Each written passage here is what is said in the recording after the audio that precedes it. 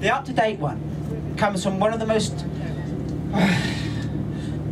difficult, usually thought of, modern philosophers, Gilles Deleuze. And he's often one of those philosophers who people go, oh, I can't be asked to read, can't be bothered to read him. And he is difficult. But the central idea is actually very easy. It's whether you can have a philosophy not based on individuals, but events, things outside, beyond all of us. And he tries lots of different formations. And this is probably his most beautiful. Sure, it's the one that's easiest, going to be easiest for you lot to understand, but it performs well. And I always say with Deleuze, half the fun of it is actually just letting the words overpower you. This is then his study of an event, a haicity, something that just is, that doesn't need an individual. There is a singularity quite different from the subject or the soul. Think of a cool breeze on a hot, sultry summer. That summer, the summer love rose and fascism fell. Or the wind that'll sweep through Jane Eyre. Or the moor that overhangs Wuthering Heights, but is never, ever described. Or the events of that horrible September. The September men died, buildings exploded, and history unfurled. This, then, is the singularity of the event, the haicity, that which is. But you give nothing to the event. Do not tear it from the soul, as long as you see it, as long as you think this is merely a matter of time. It is not then that the event has less time and the subject more, any more than a turtle has less life than a mayfly. It is rather that the life, that the time is arranged quite differently.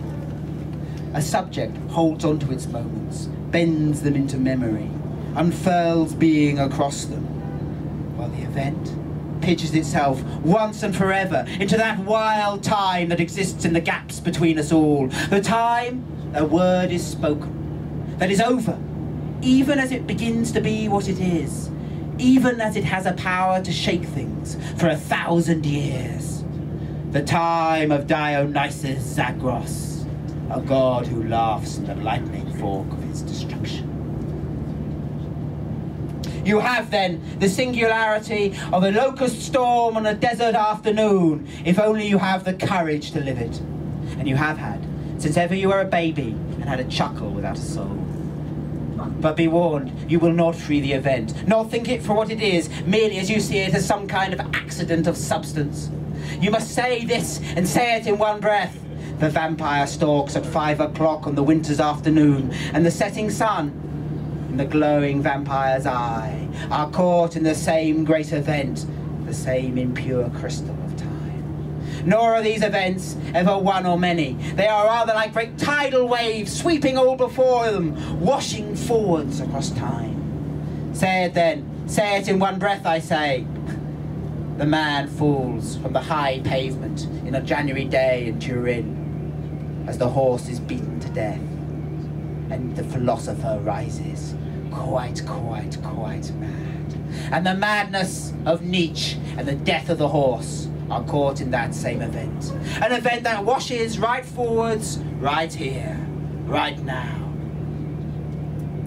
We must learn then to say with Mrs. Dalloway, as she walks through London's cardboard streets, it is so difficult, so dangerous, to live but for a moment on the hard rind of time, where you can say, no longer say, he does this or he does that, as you cut through everything like a knife, and feel so old, but forever young.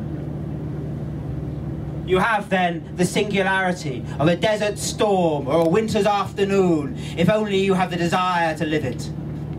What have you to lose but your soul? You might have eternity to gain. And I love it because it's stirring. Right, my last piece is a much more storytelling piece, just to get you all in the mood. And it really derives from Kant, okay?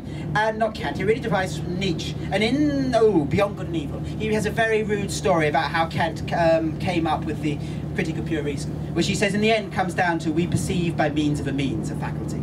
So it formed the inspiration to this story, which I do actually tell storytelling as well. It's one of my overlap pieces. And in this, again, you all have a role. You are the people of Königsberg, okay? And you've got two speaking parts. The first, when Kant comes before you, you've got to ask him. I'll say something like, the people of Königsberg said, have you thunk that thought that's ne'er been thunked? It's a bit of a tongue twister. Can we try it? Have you thunk that thought that's never been thunked? Right, that's the first one. And the second one, he does it again. And it's, have you plumbed that ponder that's ne'er been plundered?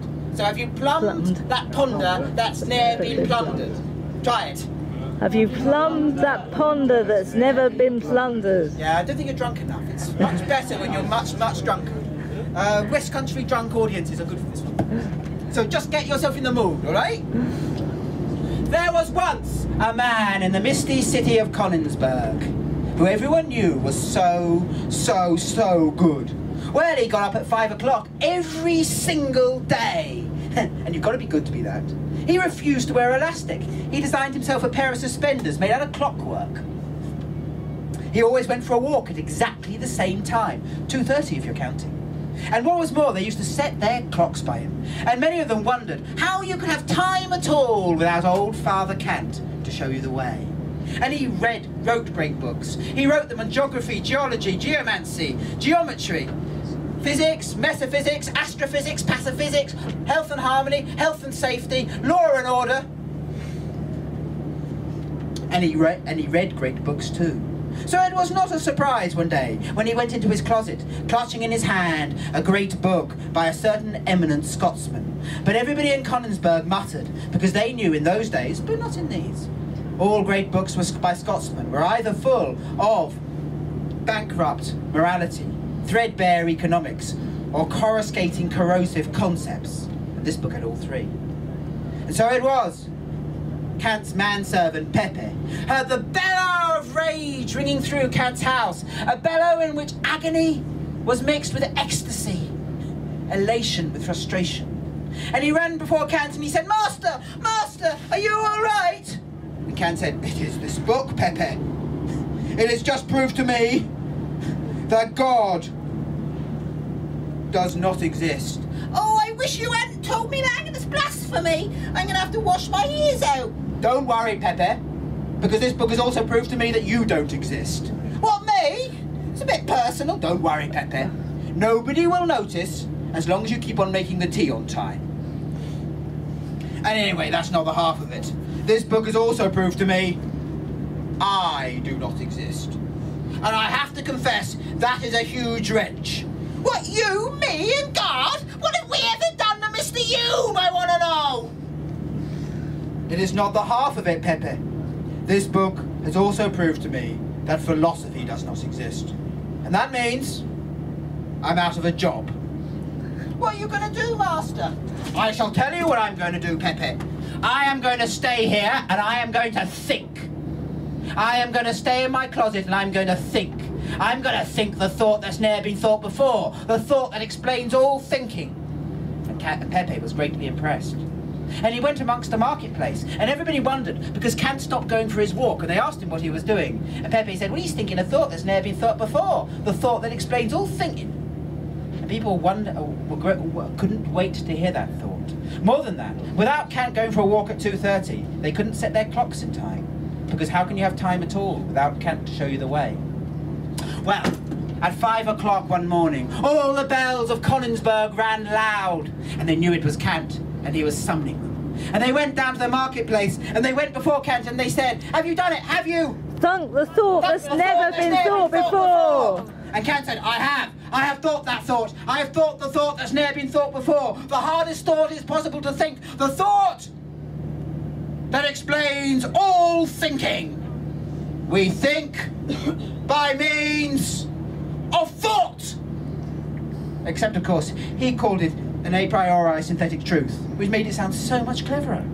And everybody gave him 3 great big rounds of applause. Hurrah! And then some bright spark at the back said, hang on a minute though, Mr. Kant, you've explained thought and I feel so much cleverer, I might get myself a bigger hat. But why should I be moral? Why can't I just turn around and hit my next door neighbour? And he turned around and hit him.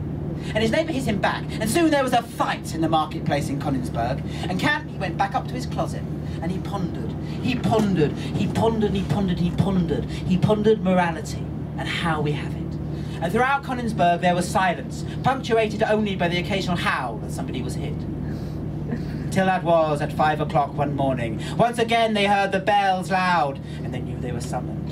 And they came before Kant and they said, "Have you done it? Have you plundered that ponder that's never been plumbed before?" Yeah, plundered that ponder that's never been plumbed, or something. And Kant said, "I have! I've plundered the ponder that's never been plumbed. I've plundered the ponder that will explain morality. We have morality by means of morals." Except, of course, he called it a categorical imperative, which sounded so much cleverer. And everybody gave him 3 great big rounds of applause, and Kant there and then offered to explain art. But the people of Königsberg said no, 2 critiques was quite enough for them, and they didn't really want art explained because it wasn't being funded anymore. And so Kant went back to his closet. But throughout Germany, all the young philosophers, they all heard of Kant and his many exploits. They all went into the gardens for themselves and found new faculties for themselves. We had a faculty for will, a faculty for good, a faculty for evil, a faculty for being a human, just in case you weren't. And philosophy entered its springtime. A springtime that lasted until the wild pipes of romanticism led it quite astray. But you know, in all this welter of thought, this hubbub of faculties, everybody forgot to ask the obvious question, which is surely not how are a priori synthetic truths possible? That is, to you and me. How is it possible to know something has happened before it's actually occurred? But by what right do we seek such knowledge? And who but a charlatan, a liar, or a philosopher could ever want it? I have been Matthew Hammond. That's Stand Up for us. Thank you.